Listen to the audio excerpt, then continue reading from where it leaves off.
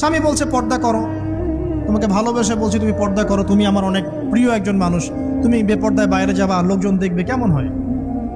ঠিক আছে, তোমাকে তো আমিই বিয়ে করেছি, তুমি আমার মানুষ, তোমাকে দেখবে কেন?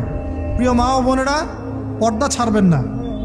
আপনাদের জন্য 4টা কাজ: স্বামীর আনুগত্য করা, লজ্জাস্থানের হেফাজত করা, আপনার 5 ওয়াক্ত সালাত ঠিকঠাক মতো আদায় করা এবং রমজান মাসে সাওম রাখা।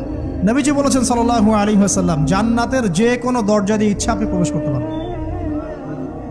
আপনার জন্য সহজ। আর স্বামীর আনুগত্য বলতে আমি বুঝাইনি স্বামীর দাসত্ব করতে হবে, এটা বলিনি। এখনকার কিছু ফ্যামিলিস্ট মেয়ে আছে, ওরা আনুগত্য শব্দ মনে হয় যে দাসত্ব মনে হয়। আনুগত্য দাসত্ব এক জিনিস না। আনুগত্য কি? স্বামী কোরআন সুন্নাহর অনুকূলে কোনো কথা বলেছে, আপনি মানবেন।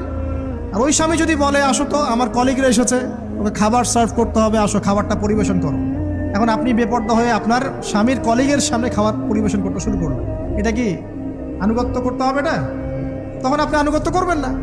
সিম্পল, কোরআন সুন্নাহর অনুগত কাজে আপনি স্বামীর আনুগত্য করবেন, বিপরীতে গেলে আপনি করবেন না। স্বামীর আনুগত্য মানে স্বামীর দাসত্ব নয়। আর এই হাদিসটা আপনি কেন ভুলে যান যে আল্লাহ রাসূল সাল্লাল্লাহু আলাইহি ওয়াসাল্লাম বলেছেন, আল্লাহ ছাড়া যদি কাউকে সেজদা করা যেত, সম্মান বুঝাচ্ছেন, আল্লাহ ছাড়া যদি কাউকে সেজদা করা জায়েজ হতো, আমি মেয়েদেরকে বলতাম যেন স্বামীকে সেজদা করে। কেন?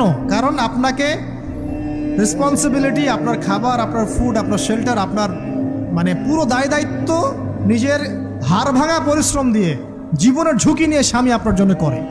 সে আপনার সম্মান পাওয়ার যোগ্য তো? সে কি আপনার সম্মান পাওয়ার যোগ্য নয়? আপনি যদি সম্মানের হক আদায় না করতে পারেন তাহলে আপনি অকৃতজ্ঞ। আর অকৃতজ্ঞ মেয়ে কখনো জান্নাতে যাবে? একটা হাদিসে আছে, বেশিরভাগ মেয়ে জাহান্নামের যাওয়ার অন্যতম কারণ হচ্ছে তারা স্বামীর সাথে কুফুরি করে। কি করে?